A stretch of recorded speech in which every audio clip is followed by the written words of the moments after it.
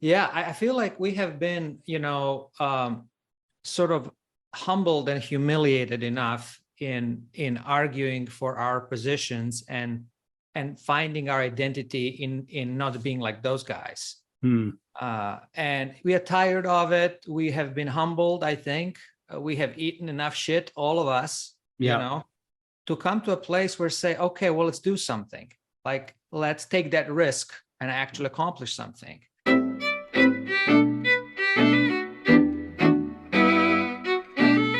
Hi, this is Frank Schaeffer, and you are watching and or listening to my podcast, In Conversation with Frank Schaeffer. It's live stream on Facebook first, then goes to YouTube and everywhere podcasts goes. Sometimes just the video, sometimes just the sound, but lots of places you can watch it. So first, let me say, if you are a fan of In Conversation with Frank Schaeffer, please like it in the internet sense, share it, tell other people. Today, I'm talking with a very old friend of mine, Samir, and I'm going to introduce him properly in a minute. But first of all, let me just say, that old Hollywood rubric of a good friend of mine, all that nonsense. In this case, it's really true.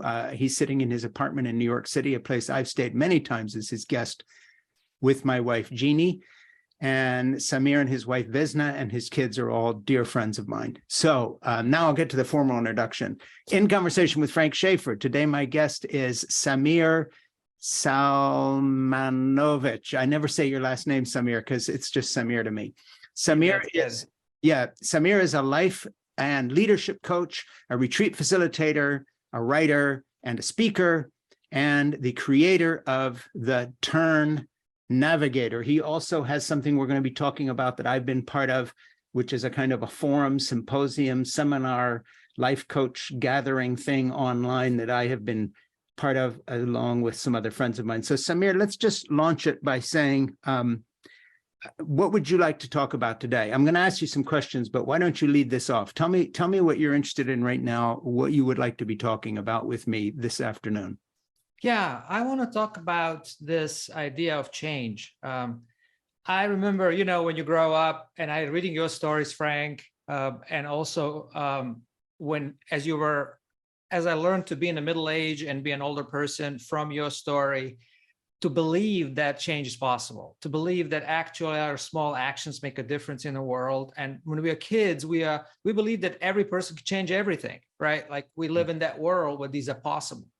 And then we get jaded over time. And so over the years, I've worked with 50 organizations, and I learned that there are people who actually are effective at creating change. And interesting thing is they don't wait for it, changing themselves or in the world, and they don't force it. There is this artistry about it that is full of, it's an art. It's a soul skill to inhabit change, to feel it, how it changes you, and participate in it inside yourself and outside of yourself. So my hope and what I am putting my energy into is that to have people who can see the better world, but also put themselves into action, and in that action actually find new encouragement and actually make a difference, participating in a world none of us will ever end. Yeah, because it's the ongoing process. Let me cut to the chase here on a couple of points. My producer Ernie just put up some topic notes to touch on, which I've gone through before, but I'm not going to take them in order because there's something I want to zero in on in terms of the context of change. As you know, I've written a lot about the changes of opinion I've made in my own life, in my memoir, Crazy for God, and other places where I've charted my journey out of the evangelical subculture and fundamentalism into a very different point of view, whether it's on the issue of women's choice or gay marriage, whatever. I've sort of moved from the right to the left, from fundamentalist certainty to embracing paradox. That's a journey that I've documented in a lot of my writing and talking. But something that concerns me now, irrespective of politics, and I think this affects everyone across the board, is what you have called the epidemic of loneliness. And it's something we're reading a lot about. It impacts the mental health of young people, the age of your daughters, the age of my children and grandchildren, and younger. There's a kind of a crisis of loneliness. I've talked a lot about the lack of connection and the wrong ideas of success and putting career ahead of human relationships. We've both nibbled away at this subject, but I think that when it comes to something that I would like to see changed in our culture, let me put it this way. I would love to see the better people on the right and left, the better people, the saner people, the more balanced people, collaborate on addressing the epidemic of loneliness, which is destroying lives across the board, drug overdoses and all the rest of it. So let's talk a little bit about the epidemic of loneliness, causes for that, what we can do individually to maybe scale back the rhetoric of our politics so we can reach out to people and actually change something for once, irrespective of who we vote for or whether we like Donald Trump or hate him, whatever it may be. It seems to me that the epidemic of loneliness is something that cuts into all of our lives and has to be addressed in good faith by everybody without, how can I put it this way, positioning our call for change as yet another piece of political correctness, whether woke or right wing. It doesn't matter. If we can't get together and change from political extremism and fundamentalism left or right to unite to address this epidemic, then I don't think as a species, we have much hope in the future. Yeah, I feel like we have been, sort of humbled and humiliated enough in arguing for our positions and finding our identity in not being like those guys. And we are tired of it. We have been humbled, I think. We have eaten enough shit, all of us, to come to a place where say, okay, well, let's do something. Like, let's take that risk and actually accomplish something. Yeah. And to our surprise, this thing with China that's happening right now is something that can unite and see, oh, how do we deal with this thing in the world that we both know it's not, we need to, that's the polarization. That's something we want to be against, right? Not China itself, but the worldview there. So in terms of loneliness, I feel like one of the things that we are constantly pushing forward is that you can never be alone. That being alone is a human skill, right? And we don't teach that skill to people. How to touch the bottom of your loneliness, how to be alone and accept that in some way you are alone, right? And once you stand on that capacity to be alone, then you are ready for a community and connection. People who know how to be alone know how to be in a community, and people who know how to be in community and belong know how to be alone. It's not knowing how to be alone that makes you lonely. Right? Because you cannot connect, and you cannot connect because you don't know who you are. You're never alone. Yeah. Right? You don't know about your identity. You don't have a sense of self in your body, in your silent moment, in self-permission, in self-acceptance to be in the world and know that you're welcome here in this world and that you have rights to be here and that the world is not out there to get you. It's actually reaching to you in friendship because proof is that we are here talking. I mean, life is on our side. Frank, definitely on your side. You have been here a long time. It takes tremendous amount of things for us to become alive as human beings and live a human lifespan and have this conversation, right? Yeah. So knowing that we are welcome here gives us a possibility to sense of being alone and accepted. And then we can relate to other people. So denial that you have to belong to a group, that the Democratic Party is your identity, the Republican Party is your identity, Christianity is your identity, it's actually making people lonely. It seems to me that one of the things that has turned us into armed camps in this country is that across the board, again, left and right, and that includes all my friends on what I would call the progressive left-wing elements within religion, it seems that we kind of go into this protective crouch of virtue signaling and wanting to let people know that we are part of their club. I don't know how other people who are listening to this feel about that, but that's, for instance, why I have resisted the labels that have come out of my part of the liberal movement I refuse to identify as he, him, for instance. I refuse to do anything that is going to virtue signal that I'm part of your club. In other words, part of my willingness to be alone is to be an individual and not have that protective net of always telling people on my side, hey, I'm one of you. Because on some issues, maybe I'm not one of you. And in addition to which, by virtue signaling, whether it's greenwashing or it's pronouns or he, him, or whatever, what we're really doing is trying to tell people, look, you don't even have to think about me. I'm one of the good guys. And I find the same thing, to me, it's the left-wing version of wearing the Trump hat. It's the left-wing version of flying a Confederate flag on your lawn. You're basically telling like-minded people, I'm part of the club. I think that has essentially torn our country in pieces, that we have become experts at posturing. It seems to me that, one of the reasons everybody's so lonely is because we have become so comfortable in living within our safe bubbles, where we introduce ourselves in a sort of, how can I put it this way, sensitivity training seminar fashion of, hey, no, I'm one of the good guys. I'm not a racist. I'm not a sexist. I'm not a homophobe. I'm for gay marriage. I have trans friends. Some of my best friends are Black. I can't tell you all this, so I'm just going to put he, him, and I'm going to send you a few signals. I'm one of the good guys. And I got to tell you, maybe it's because I'm 70 years old, pushing 71. I am tired of the labels, and I am tired of being put into some sort of category. It used to be that I wanted to be an individual. Now it's more something different. And that is that I refuse to push everybody away that doesn't agree with me by over-identifying myself as in the opposition to the very people that they are. Yeah. So, and that's why I don't have bumper stickers on my car, because I'm not signaling to the guy driving behind me that I'm a good guy or a bad guy or who I voted for. I'm just me.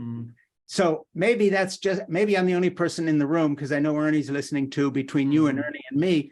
Maybe you two wouldn't agree with me and anybody listening to this, but and I'm not going to talk this much the rest of the time I'm going to interview you, but I am so allergic to virtue signaling and club identification, whether it's the predictability of what AOC will tweet 2 minutes from now, or the predictability of what one of the Trump kids will tweet.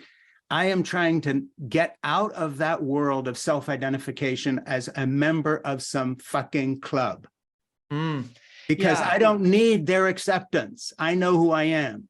I hope my dog loves me and my grandchildren love me. And beyond that circle, I'm trying to get out of the business of being easily identified. Now, that's a little bit of a crazy rant, Samir, but you know me. So I've forgotten I'm interviewing you, and this is a podcast.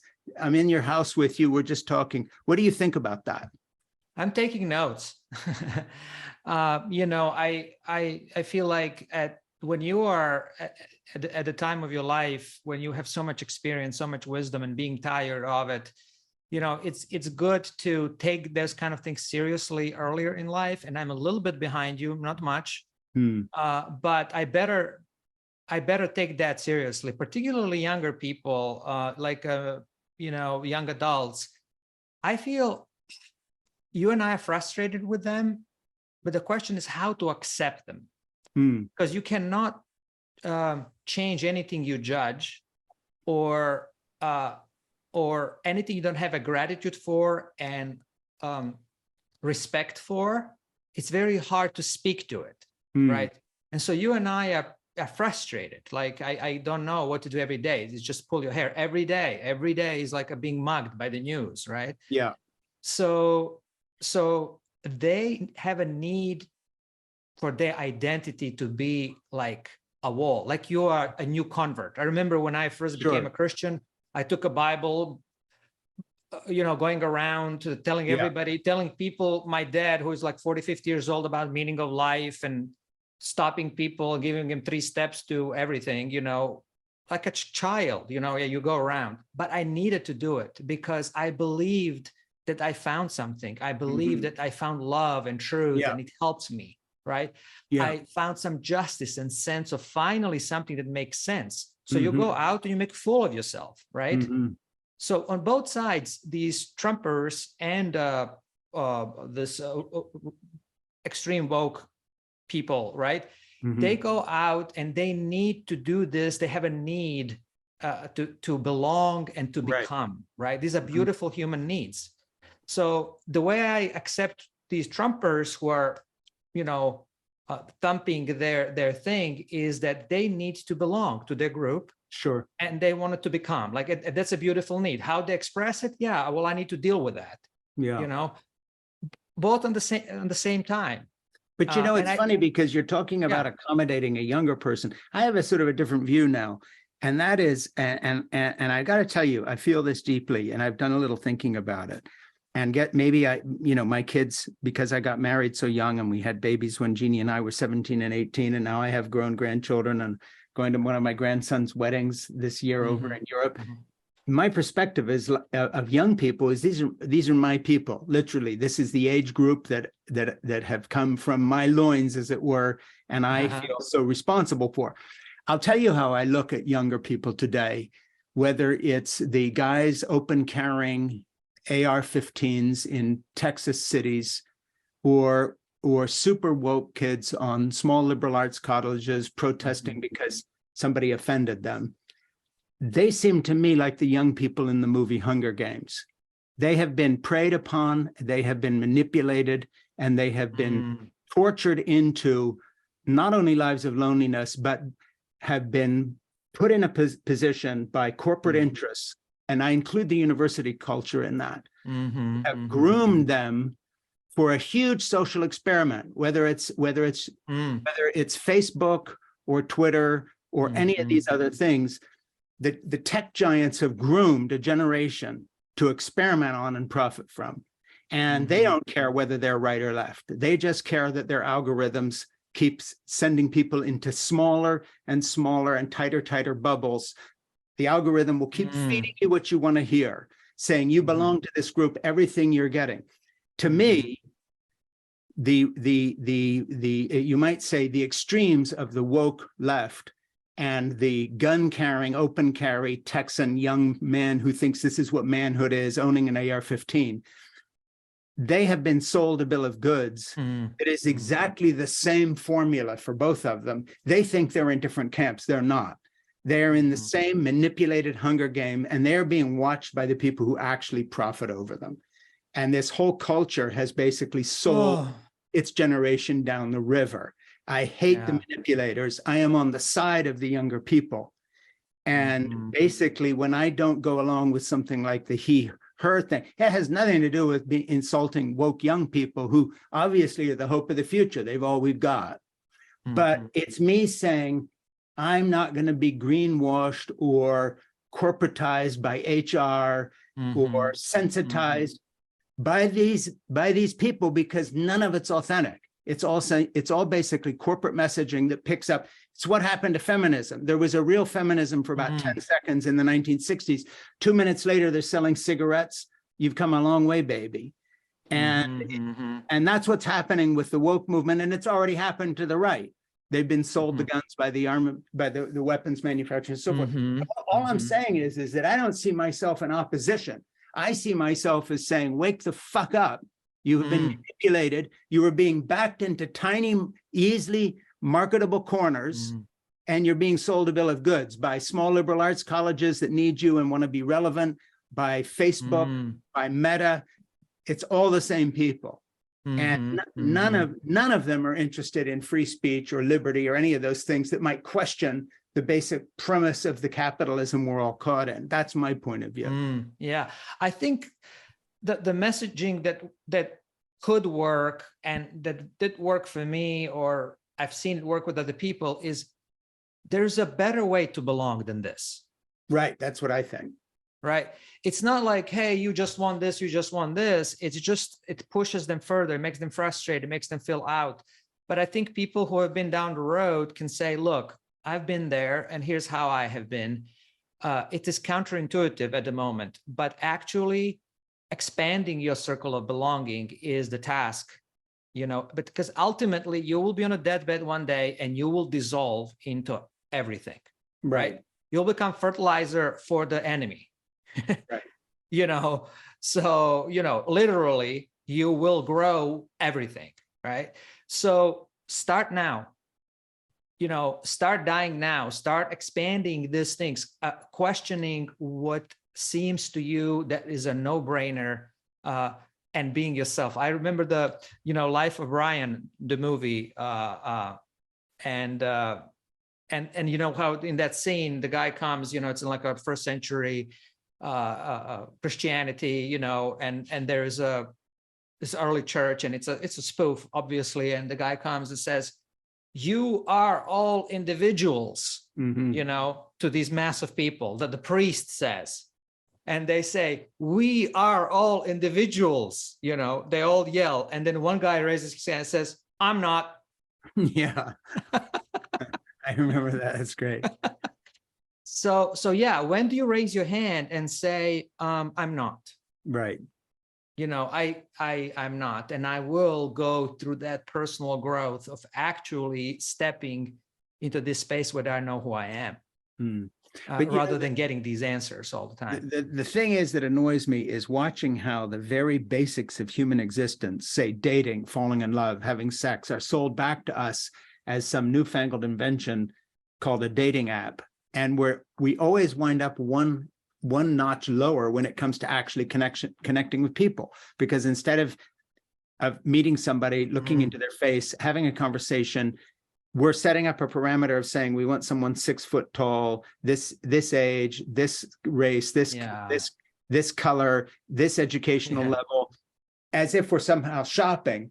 This is sold to us as connection, and we've traded conversation, eye contact, being together, friendships, community, for this kind of atomization that's coming to us as a kind of hip, new, good thing to do. And we always somehow wind up one step lower. So it kind of comes to the next thing here with this virtue signaling kind of gone crazy in some ways. A question that I have is, how does that tie into finding one's purpose? In other words, what's the difference between finding one's purpose and this idea of belonging to a group and trying to identify with that group as if somehow that's giving you purpose? What's the difference between finding one's purpose and finding the purpose as being part of this identifiable left-wing or right-wing or moderate group, however you want to name it, Republican, Democrat, black, female, gay, trans, whatever? Yeah, I mean, this invitation to purpose and meaning has been commercialized and, you know, into, like, first of all, you know, kids go to school, they're in high school, they need to write a college essay, and they need to tell what are they going to do with their lives, what is their life's purpose, who they are, and they need to be passionate, determined what will they do for the next 30, 40 years in a third grade of high school. Yeah. I mean, when I was in the third grade, my purpose was to get laid. That was the purpose. I mean, you get up and you want to get laid, you know, and that's how summer goes. And now I need to project this sort of a meaning of life and purpose and seek it and find it in a group or this way or that way. That's pushing them too early. It's almost like it's a psychological mental violence. What is required of these of people, right? So for me, my answer, how I help myself with the purpose, I am, you know, there's this Simon Sinek who says, you know, do you have a why? You have to have your why, right? I don't know about that. I mean, I am a good dad because I'm here, because I'm dad, right? Because you are here is an answer to every question of purpose. You know, pay attention to people who are around you. Yes. You do not need to come out and say like, well, in the next 20 years, I'm going to do this. Well, just be here, please. There are more important things in life than your purpose and your meaning. Like a planet, for example, or species. You're going to die, not a big deal. You know, people die all the time, right? So you'll be gone. There's a bigger fish to fry in the world than you finding your meaning and purpose. I think that was a big relief for me. It was similar to a relief when I, you know, in my kind of a post-evangelical time where I kind of gave up whether I go to heaven or not. I don't care anymore. Really doesn't matter to me. Whatever happens may be justice or whatever, if there's heaven, such a thing, right? Now purpose and meaning, I'm not sure about that. I think I want to live a day in which I'm present. And because you are here, this is what's happening. Yeah. And the thing is, I want to live a day in which I'm present without signaling barriers to entering into connection with other people's lives by sticking a bumper sticker on my car, which then identifies me as virtuous to one tiny sliver of this culture and alienates everybody else. You know, we all think we're in the majority. So if we're in our little bubble, we think everybody thinks that way. You know, I'm going to go to a good question my producer sent me here in a minute, but I'm going to ask you another one first. His question is, and you can be thinking about this while I ask you another question. He says, what happens when you pull out of the manipulative culture to focus on personal growth? Do you re-enter the culture, or does growth give you access to a different culture? That's a good question. And I'm going to come to that. We'll repeat it in a second. I've been running into some young people recently, some of whom I'm related to, who are in very progressive institutions, certain private high school, some colleges, you know, and so on. You know, I'm a pretty good analysis of culture in the sense that I've been on the right, I've been on the left, I've kind of had my ear to the ground, I've seen various presidencies, I've had a son serve in the military, so I've had, as it were, skin in the game in a war, a lot of things that have made me attuned to where we are. And I'll tell you what I think is coming, Samir, and you can react. The pushback against the tech culture and the pushback against the manipulative nature of being either part of a woke subculture or a right-wing subculture is coming. And what's going to blow everybody's mind is the number of left-wing firebrands that are produced by homeschool Christian college fast track to the right wing that rebel and say, fuck this, simultaneous with the left-wing schools and politically correct and woke community producing more and more right-wing firebrands who were saying, I'm so sick of the language police, I could vomit. I never want to hear the word gender or you know, sensitivity, or all these catchwords again. I'm done. I think there's going to be another generation that's going to make the current generation's head spin. And what they are going to be is genuinely antisocial in the sense of saying, we have been fucked over by the algorithms. We were put in little communities. We were fed the line. Whatever we clicked on first started a train of events where all we get is gun ads or dildo ads or bra ads or vacation ads. We're done fucking being manipulated. Take your group and shove it. And I think the woke left is going to wake up realizing they've created a world of right-wing firebrands. And I don't mean old white men reacting. I mean people their own age in colleges like Middlebury and other places where people are going to be secretly moving in the other direction. So I think the next quote trend, if I may just say that, and then we'll get back to the other question, is going to be a host of people who show up in polling places, if they vote at all, show up a little later in life when they're free to speak their mind. And it's like, where the fuck did you come from? You went to this nice liberal arts college, you went to a high school, your parents are nice white liberal university professors, and here you are, you know, out on the far right fringe, you know, heading for Idaho to be safe from the apocalypse coming. And then on the right and the left, the same sort of reactions. I think the reaction against the pieties, both the left and the right, the pietism of the left and the right is going to be mind-blowing. Give it 10 years and we'll see what happens. But let's get back to this other question. I mean, you have a perspective. I mean, I have a perspective. Well, we can look back, you know, more than half a century of this happening. Yes. And it's like a clock, but the clock is, it's one of those clocks. I once saw the clock that makes one circle in a year, you know? Right. So this is like a clock that goes 5 years or 10 years. Right. Definitely life is so powerful and human beings are so inventive and so able to correct that they will react. This is what happened, and always comes as a surprise. Yes. Always is a surprise. How can this be? Where did they come from? Right. Where did they come from? And I'll tell you what I think the key is. Soil you have created. Yeah, and I'll tell you what I think the key is. I think the left and the right have become expert at selling false realities. And what happens is, let's take climate change.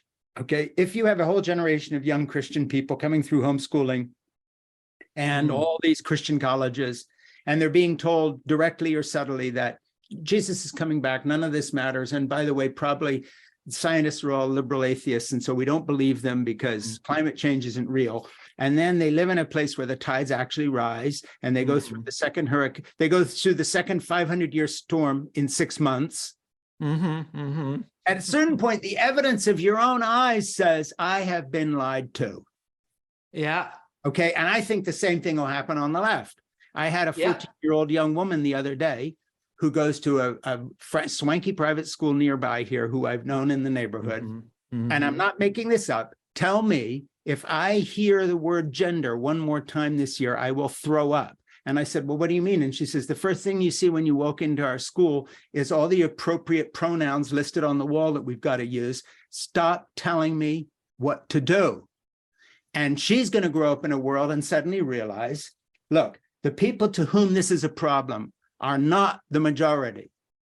Why am I being told how to talk to not offend people who probably weren't that offended anyway, because a school administrator decided this is how we're going to do things?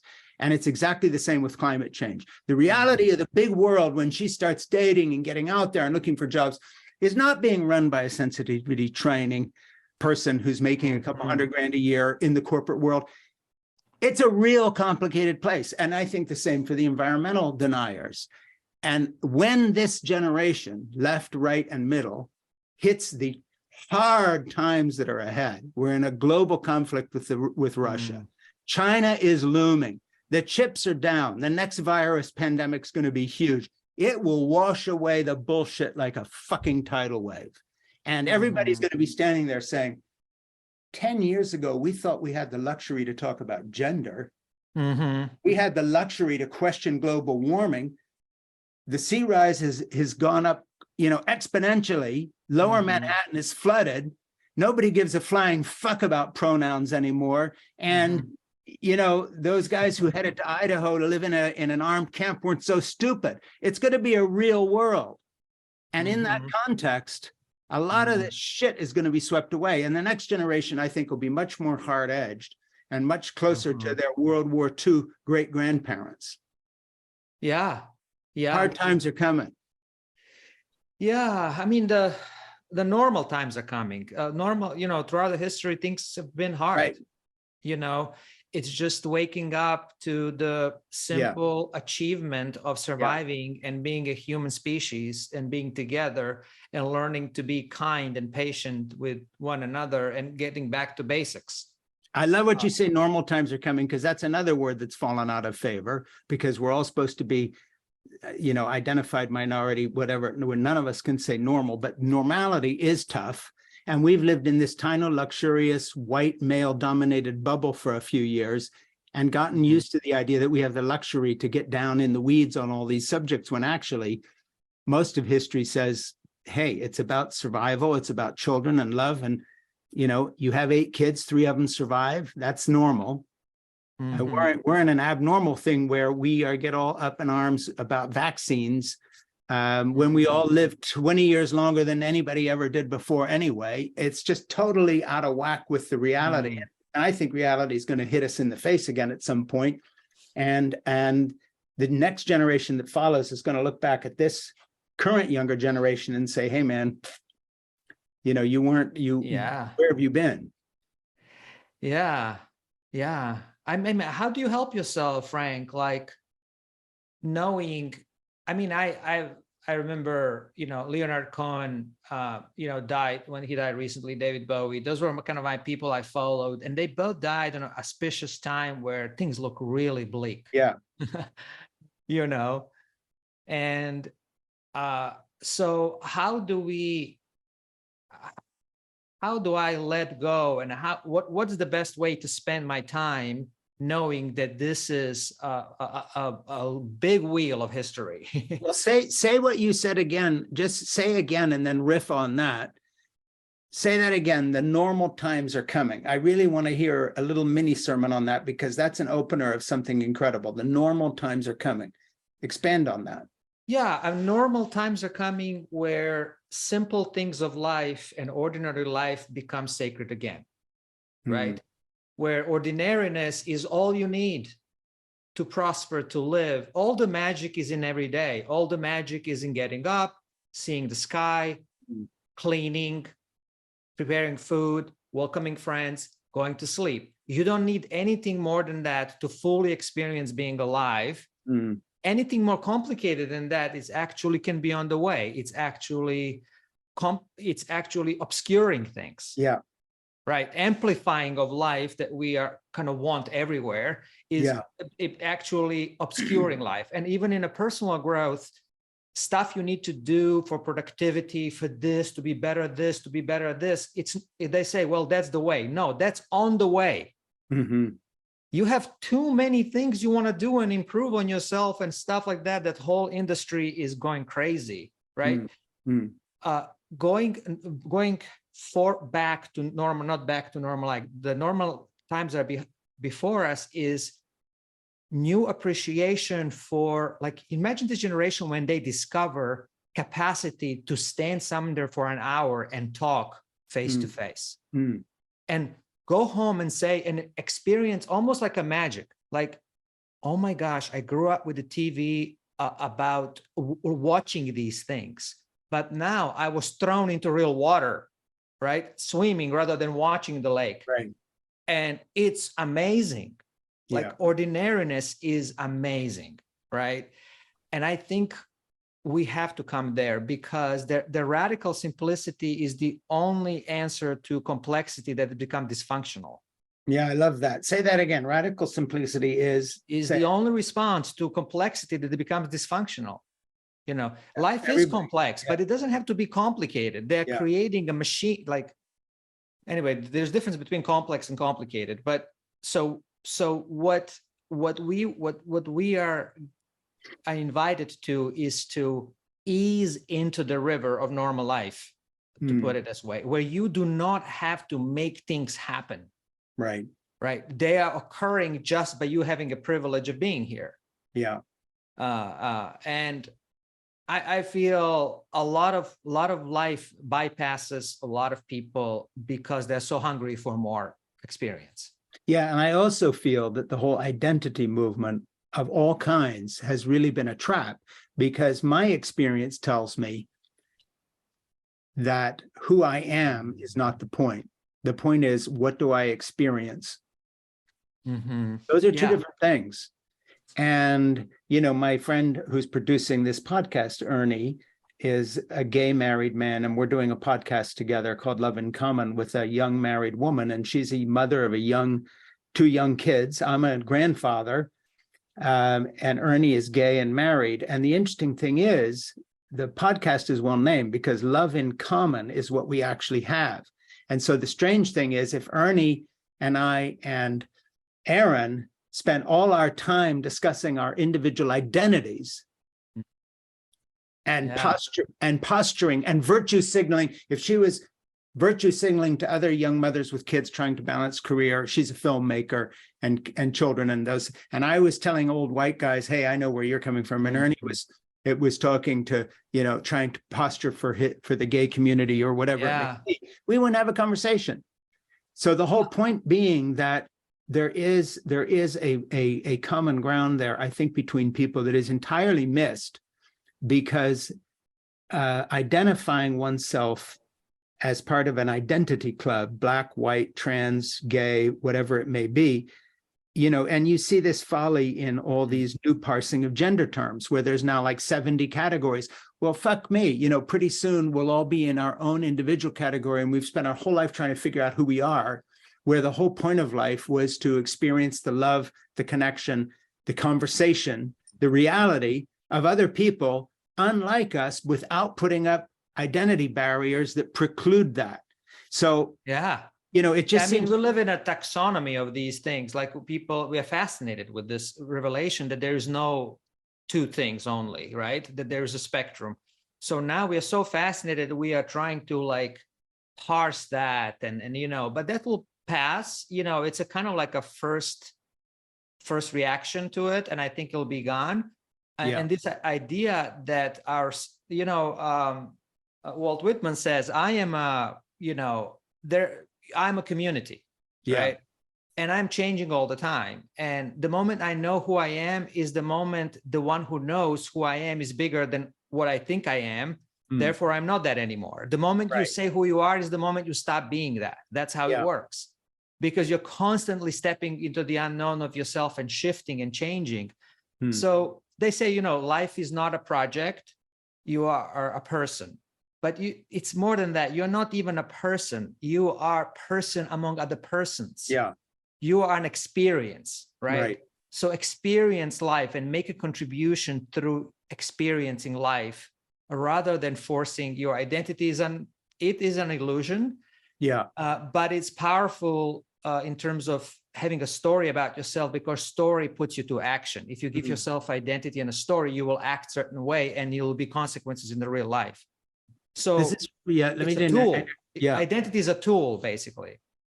This is Frank Schaeffer. This is In Conversation with Frank Schaeffer. My guest today is my dear friend, Samir Selmanović, and he and I go way back. Okay, that said, I want to get to that question that I interrupted myself on. What happens when you pull out of the manipulative culture to focus on personal growth? Do you re-enter the culture, or does the growth give you access to a different culture? I think this dichotomy between personal growth and a social societal transformation is false, and there's no dichotomy. I used to think, oh yeah, you need to have self-growth and selfless service, both. Right? No, actually, the world is you, right? Inside my skin is me, outside my skin is me. The world is outside of my skin, inside my skin is the world. Right? So overcoming that dichotomy is a task of human life, basically, right? To be one with what's around you. And so withdrawing, there's a whole culture that says, well, don't bother with the world, just focus on yourself, right? And, there were a lot of people focused on themselves, and then Trump got elected. Sure. Too bad, because they were reading books about justice and kindness and, and rights and all those kind of things, but they didn't bother to be involved to do their part, right? And there's people who are out there who are not taking care of their heart, of themselves. They're not understanding that they need to put justice and kindness to themselves as well. Love others as you love yourself, and that self-love is the base of actually teaching other people how to love and being a loving person, right?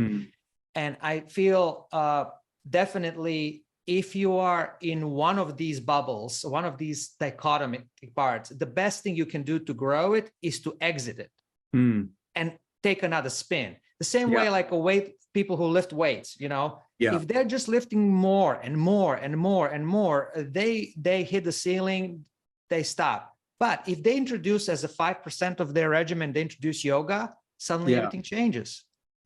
Basketball players learning ballet. So it's that kind of a crossing of, you have to be fluid in moving from inner world to the outer world and continually making it one, right? I think if you don't deal with that, you're going to be acting out in a world as a reaction to things you have in you that are not healthy way to be.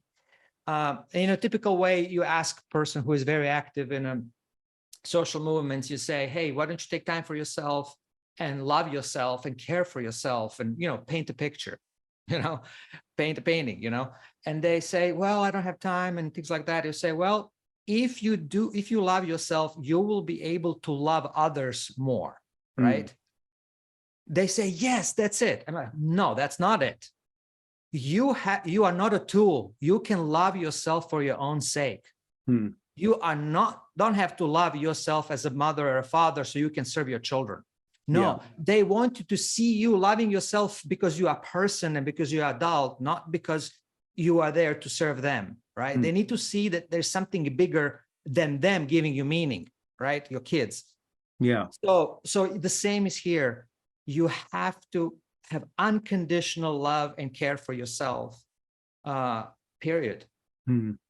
I want to change the subject here for a second. Anyway. Because of your background, you were a pastor for a long time, and I went to your church down at City Lights in New York a couple of times and spoke there. And then, of course, my evangelical background, and both of us at some point identified as kind of more progressive liberal Christians, but still very much in that environment. And then we kind of moved further in our own journeys, which I've written about in books like Why I'm an Atheist to Believe in God, and I've spoken in your venues and so on.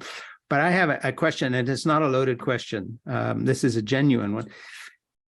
It's my impression, looking at folks who came out of an evangelical past and then sort of re-identify as more liberal or progressive, that they are so anxious to remain relevant that they kind of trade their prophetic voice, if you want to say that, to shore up the numbers in their group, in the same way that I think some people who are more liberal in their views don't say what they really think because they still want that big evangelical speaking invitation. It's a series of compromises.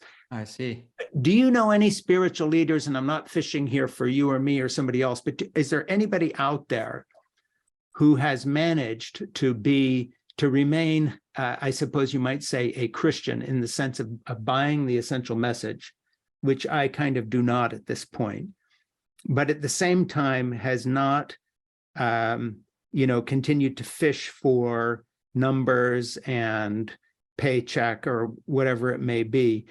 Or is my generalization about that kind of willingness to compromise with things true and infects the more liberal and left-wing community as much as it does the right? Because it seems to me that post-evangelical Christians on the left are still, playing the numbers games and still not really telling you what they think, because they're so deeply into this whole virtue signaling thing I'm talking about, of always trying to say the right thing. And I guess the tip-off for me is I look at a lot of tweets and comments and articles by people that I personally know on the left of the spectrum in religion.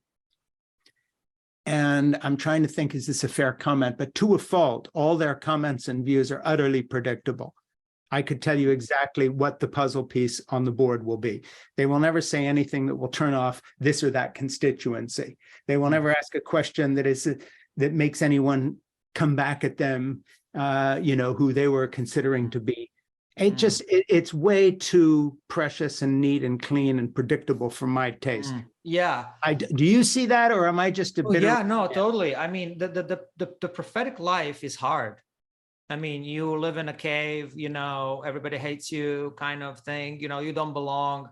Right. So these predictable things are part of the vocation, career path, sensing what they need to do and what they need to say. Right.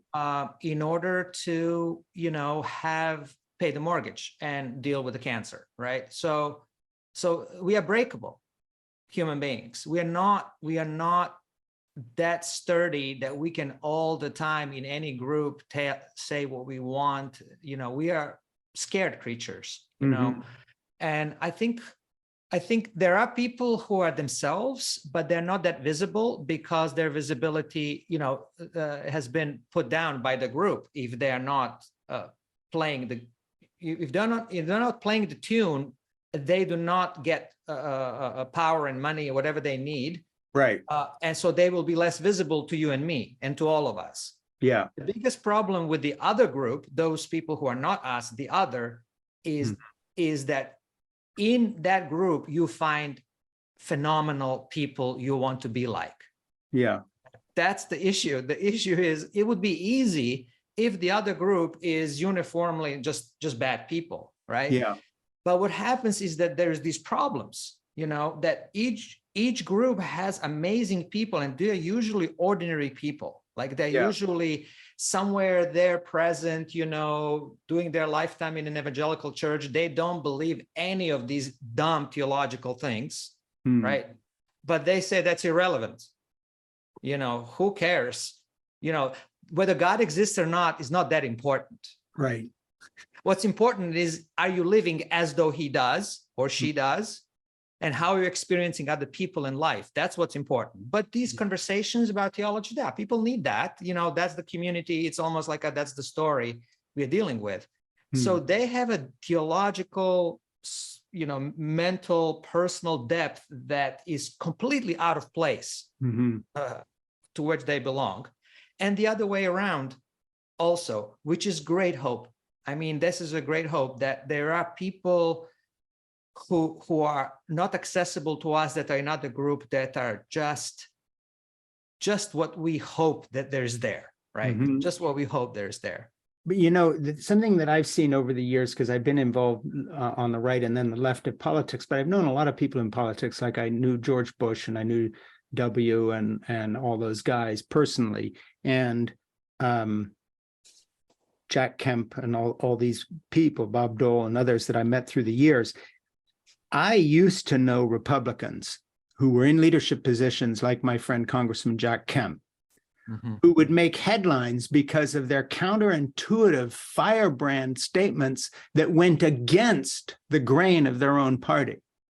So Jack, was a supply side economics, pro-capitalist guy.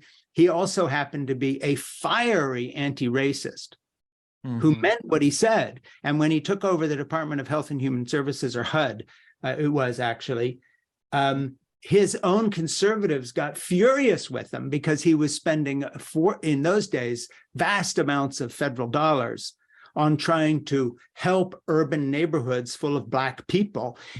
When I talked to Jack about this in his home one time, I said, Jack, you're such a fiery anti-racist, and you make the other conservatives so angry with you because they say you're betraying them.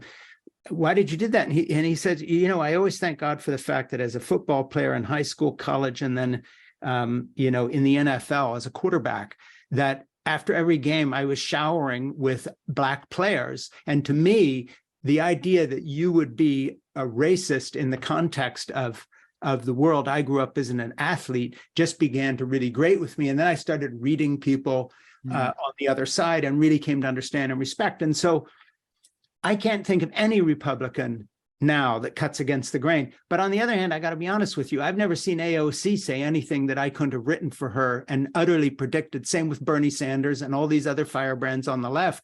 I never hear saying anything that is in the least bit introspective or self-questioning. Jack used to. Yeah. President Ford, who my parents knew, they stayed in the White House. Ford, had was tremendously conflicted over pardoning Nixon, talked about it all the time, never thought he had made the right decision, and years later didn't know. These were real people. And I knew people on the left who were the same. I back in the 60s, I had a friend of Joan Baez who, I knew well, and so forth and so on, somebody who knew Bob Dylan well. I knew people. One thing they had in common in that period was the best on the right and left were not cookie cutter, easy, predictable. These days they're full of surprises. Surprises. It would be like William. Now it's just like there is no surprise. Surprise. No. You did not know. If you watched Firing Line, you could not predict what William F. Buckley would say next on every issue. All of a sudden there he was with Gore Vidal or whomever, who was on the other side of the issue. But when it was all done, they'd go off and have a drink together because they respected each other, because neither of them were 100% predictable. These were not purists. They were not ideologues. They had ideas. And I don't think people growing up now understand that there was once a world where not everybody was totally predictable in their views. Yeah, and this is the good kind of to land on this, that this new generation will surprise us. They will break through this. And that's what I was saying. I think in my daughters, I see some power I don't understand. Yeah. Like there's something in them, some sort of a hope and knowledge and something they have acquired that is flying over my head, or it's behind my time. Yeah. There's something in them that is very powerful that I cannot explain or define. Right. Yeah. And it will surprise us, that and reaction to what you're saying, and saying, hey, I can disagree with this and I can disagree with that. Yeah. Right? Or I can pull forward the ideals I see and what moves me, and I can communicate it. I can plant down my flag and stand for something, right? without without the fear whether this group or that group, right? And that also will help with people with loneliness, because people are lonely because they're often afraid to say who they are and what they want and what they feel and what they think.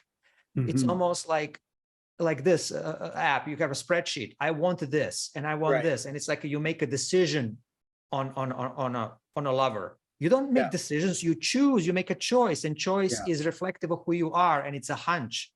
It's a belief. It's a form of faith, right? Into something you cannot quite articulate yet, right? But you double down on what you cannot articulate yet, and you are moving forward. And once you make those choices and become visible in the world, then people can spot you and relate to you. They cannot relate to you if you are speaking like a bot, you know, in this group, like everybody else. There's nothing to relate to. Who are you? Who are you? And we all know, because we all have private doubts and fears, that no one is that consistent in their own mind. So this is an act. So the fact that exactly. Sanders, we know it's an act. It takes a lot of energy. That's it. We know that whether it's AOC or Bernie Sanders or one of the Republican leaders, being 100% consistent to their position all the time as if reading from a script, we know in their own head that's not what they're thinking, because we all know we have doubts about what we're saying at any given moment. And the unreality of that. Let me conclude by two things. I'm going to ask you a question about how the turn navigator you're working on, how we can get involved with that. But before I do, I just want to make something clear. When I talk about a younger generation coming up that is going to turn against these fixed certainties from the right and left and become firebrands of a different type, coming out of very unpredictable places in both the left and the sort of microcosm of the left and right. For me, that's a statement of faith and optimism. I believe in the future. I believe in your daughters. I believe in my grandchildren. I believe in that generation. I think they have been horribly sandbagged, but they're going to survive that. And they're going to come out strong, and they're going to do great things. And I would just encourage them to start looking for leadership from people who say unexpected things once in a while. Where you're saying, how the fuck would she say that? I thought she was on this other side.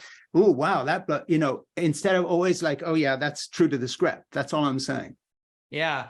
That's why people can go to the turncommunity.com/Frank. We're going to link to all of it, by the way. /Frank or /lab, to those two things. And the first thing we talk about, this power that you have in yourself to change, and it's called the first power of the 5. It's called the unknown. You have to accept that the unknown is your ally, right? Because it brings the uncertainty. It allows you space. You can be surprised. You can get curious. You can be wrong. You can be wrong, which is amazing, you know, like to find when you can be wrong. So that the unknown is not full of danger, but it's also full of allies and full of future joys and full of future discoveries, right? So befriending the unknown is a place where is the first step to help you relax, right? And then we go on, the power of the welcome, that you're welcome in the world, that you are not here to, you know, stranger that needs to survive. You are here, belong, and you can thrive. And this is what it's made for. And actually, the whole creation is reaching to you in friendship, right? And there you can believe in the future and so on. So you go through these things that AI can never come up with. Right. AI will never tell you that your first step forward is not to know. Right? AI will never tell you that you have already arrived. You know, that you're welcome here, right? So these human capacities that are innate, that have held us for you know, since the beginning. You know, we came from cave to the moon in what, 10,000 years? You know, that was really fast. So we still have those powers, and they're always surprising, and they're always, you know, they're really signals of hope that we have. So that's what we want to do for 5 weeks, just in a really doable way, dwell on those things with the simple exercises and ways. So that's the lab on what we do as a group. And people can sign up and become part of this group with you, right, Samir? Right. And just go on any of those 2 links. Yeah, and I participated in Samir's group and enjoyed it very much. And I would urge you to sign up and be part of that. Samir is one of the good guys who says unexpected things, but once in a while, by the way. You're not predictable. Yeah, it's a good thing to say sometimes before you think. Exactly. Yeah, and also because your thinking creates defensiveness about it, and actually neuters your what's in you, right? So you got to let yourself dig yourself in the hole if necessary, embarrass yourself, but to say things before you think. So talk a little more, one more time about Turn Navigator, just again, succinctly. People can sign up, be part of this, and then how do they participate? I don't mean we're going to put links to everything, but how do they participate practically? What happens? Yeah, on the Navigator, you go through a 4-minute, like a quiz assessment or some sort to give you these new thoughts that you can deal with. And you go through an experience. So that takes 5 minutes, 15 minutes.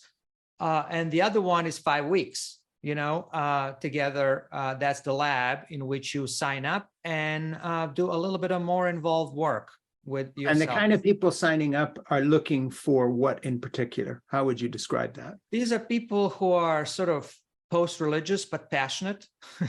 Right. On fire, but something has ended, but something new has not begun. Sometimes they are in helping professions, or are just simply know that something needs to end. Either they're indentured to the corporate world or indentured to a cause, and actually find a new way to step into the unknown and find a new sort of freedom, but also sense of safety in that unknown. Yeah. So it's kind of a soul work that's there, without any kind of a spiritual or corporate language. We do right. not. And some of this ties into your work, or at least your experience in your work as a leadership coach as well. Yes, I have. And retreat facilitator. I mean, this is the world you operate in. Yes, that's what I have been doing for many years, and until COVID kind of disrupted everything. So this lab experience is something that we want to do less online learning, more life learning. So whatever's done online is actually directing you to your daily, ordinary life, which is very important. Good. Well, hey, I'll conclude just by inviting everybody again to sign up and to join Samir and to some extent me as I participate in this venture. And all the links will be wherever this podcast is and wherever it shows on a video, YouTube, and so forth. And Samir, thanks so much for your time as usual. Good conversation. Thank you very much for bearing with my ranting, but you triggered Frank, me. I love you. Speaking of triggering, it's always a blessing emanating. I always leave with so much hope. At least I'm not doing it at 3 in the morning in your kitchen, as I have done before. Yes. When you get up looking like you've been run over by a truck, and I'm up and on my second cup of coffee and have at it. Keep writing, keep typing. I'm keeping writing. Click. I'm keeping writing. Much love. Say hi to Vesna for me. I will do. Okay. Much love. Love to Jeannie. Yeah, okay. I will. Bye-bye. Bye. Bye.